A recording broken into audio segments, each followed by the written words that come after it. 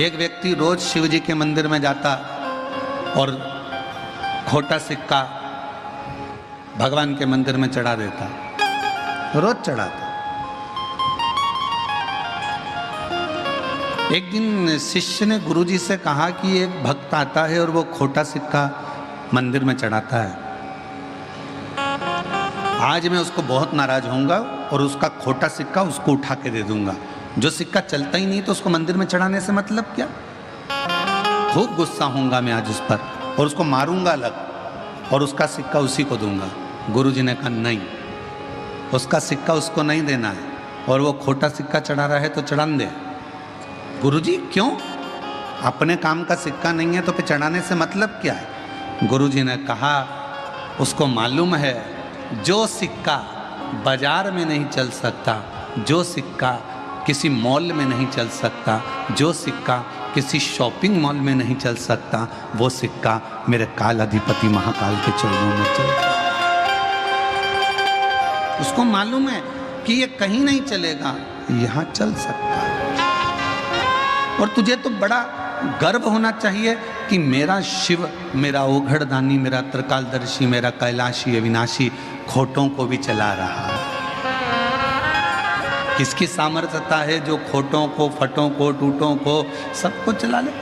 मेरे शंकर के पास में कोई एक मुख वाला है, कोई 14 मुख वाला है, किसी की एक आँख है, किसी की 10 आँख है, किसी की हजारों आँखें हैं, किसी के 10 हाथ है, किसी के पाँव नहीं है, किसी का हाथ नहीं है, किसी के वाणी नहीं है, किसी कोई देख सकता नहीं, कोई सुन सकता नहीं। ऐसे ऐसे शंकर के गण हैं शिव जी के पास में। जिसको कोई नहीं संभाला उसको शिव ने संभाला, जिसको किसी ने नहीं दिया उसको शिव ने दिया। एक चोर चोरी करने के लिए शिव जी के मंदिर में पहुंच जाता है और शंकर भगवान उसे कुबेर का राज्य दे देते हैं। जिस कुबेर की तुम दीपावली पर पूजन करते हो वो चोर है। चोरी करने शिव जी के मंदिर में गया, शंकर जी ने करुणा कर दी कि आज चोरी करने के लिए आया है और शिवरात्रि का दिन है, मेरे मंदिर में कोई दिया लगाने नहीं आया, तू अपने कपड़े में आग लगाकर चोरी का सामान देख रहा था, कोई बात नहीं, भले चोर है पर मेरे मंदिर में प्रकाश तो करा है, इसलिए मैं तेरी जिंदगी में प्रकाश करता हूं, तुझे कुबेर का सिंहासन दे दे। उसको कुबेर का राज्य दे दिया। वो लंका का राजा रावण, उसके पिताजी विश्रवा जी पूजन कराने बैठे और मन के अंदर थोड़ा सा लोभ जागृत हो गया और सोने की लंका मांग ली, दे दिया। भस्मासुर ने कंकड़ मांग लिया, दे दिया।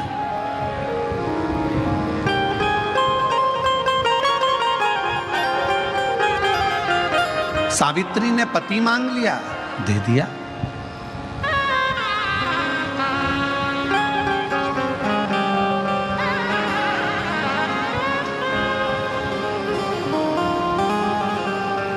कोई ऐसा नहीं जिसको मेरे महाकाल ने दिया नहीं, कोई ऐसा नहीं जिसको मेरे महाकाल ने दिया नहीं, और कोई संसार में ऐसा नहीं जिसकी जिंदगी में मेरे महाकाल ने खुशियां दी नहीं। सबको दी, संपूर्ण विश्व को। शिव महापुराण की कथा जितने सालों से आप लोग श्रवण कर रहे हैं, जब से आपने सुनना चालू करा, कोई ने 10 साल, कोई ने 5 साल, कोई ने 8 साल, कोई ने 15 साल, कोई ने 20 साल, कोई 3 साल, कोई 4 साल, कोई 5 साल से कथा सुन रहा है। आप सब अपने हृदय पर हाथ रख कर देखना कि जब से कथा सुनना चालू करी तब से लेकर आज तक, और कथा नहीं सुनते थे शिव पुराण की, उसके पहले का समय निकालना, कितनी दुख की जिंदगी चल रही थी, और जल चढ़ाने के बाद में, शिव की कथा सुनने के बाद में जिंदगी एक पटरी पर।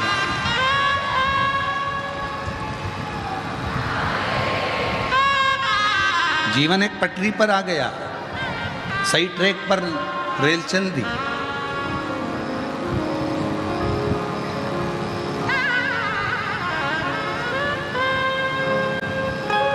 और जो जैसी भावना लाया वो वैसा ही फल पाया, जो जैसी भावना लाया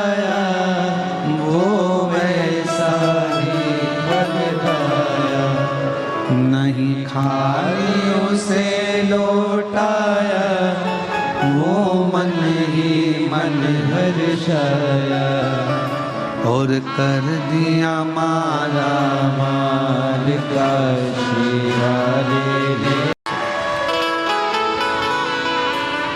अपने अंदर एक एनर्जी, शिव की भक्ति भीतर से शक्ति देती है,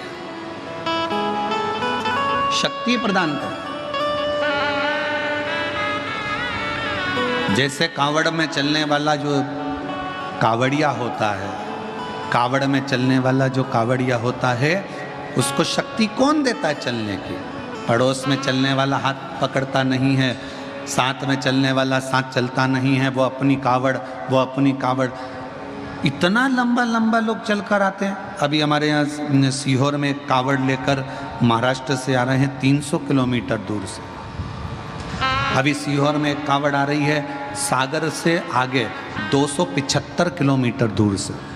अभी सीहोर में एक कावड़ आ रही है इंदौर के आगे से 200 किलोमीटर दूर से। कोई 10 किलोमीटर, कोई 15 किलोमीटर, कोई 25 किलोमीटर, कोई 20 किलोमीटर। कौन शक्ति कौन देता है? और कावड़ भरने वालों का भी एक नियम होता है। कावड़ भरने वाला जब अपने घर से एक डंडा, बांबू, बांस, 2 लोटा जल लेकर आता है, कावड़ को सुसज्जित कर कर शिव का नाम लेकर भगवान की भक्ति करता हुआ आता है और जल भरता है। कावड़ 3 को नहीं भरना चाहिए। पहले नंबर पर रोगी, जिसके शरीर में बहुत ज़्यादा रोग है, डॉक्टर ने आराम करने का बोला है, उस व्यक्ति को कावड़ नहीं भरना चाहिए, उसको आराम करना चाहिए। दूसरा, गर्भवती नारी, जिसका गर्भ है 2 महीना, 4 महीना, 6 महीना, 8 महीना, 7 महीना, 9 महीना, 1 महीना जिसका गर्भ ठहर चुका है, गर्भवती नारी को कावड़ नहीं भरना चाहिए। उसको घर में रहकर प्रभु का मंत्र जाप करना चाहिए। तीसरा, रजस्वला नारी, रजो धर्म से है, रजो धर्म के अंतर्गत है, कावड़ नहीं भरना। कावड़ का जल चढ़ाया हुआ 2 लोगों के लिए श्रेष्ठतम होता है। एक, जो व्यक्ति बहुत बीमार होता है, उसको कावड़ का चढ़ा हुआ जल का 2 बूंद उसके शरीर पर, हृदय, नाभि, शीश, कर्ण और कंठ, इस जगह पर लगाया जाता है, जिससे वो 15 दिन 20 दिन के अंदर अच्छे से चल सके, उठ सके और बैठ सके। कावड़ का जल, चढ़ाया हुआ जल लाकर घर के आंगन में, घर के दरवाजे पर उससे सींचन किया जाता है।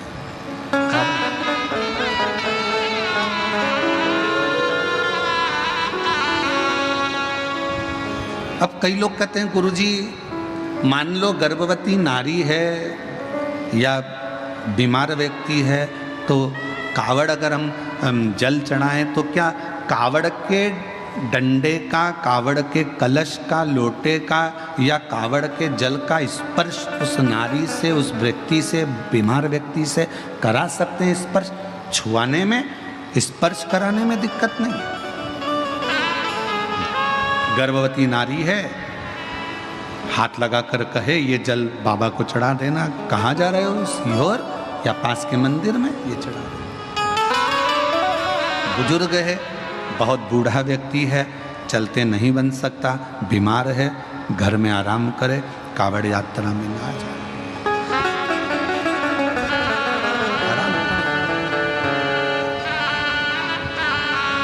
कावड़ लेकर जब चलते हैं तो व्यर्थ की बातों को ना करते हुए शिव की भक्ति की बातें करना चाहिए। बोल बम, बोल बम, बोल बम, बोल बम।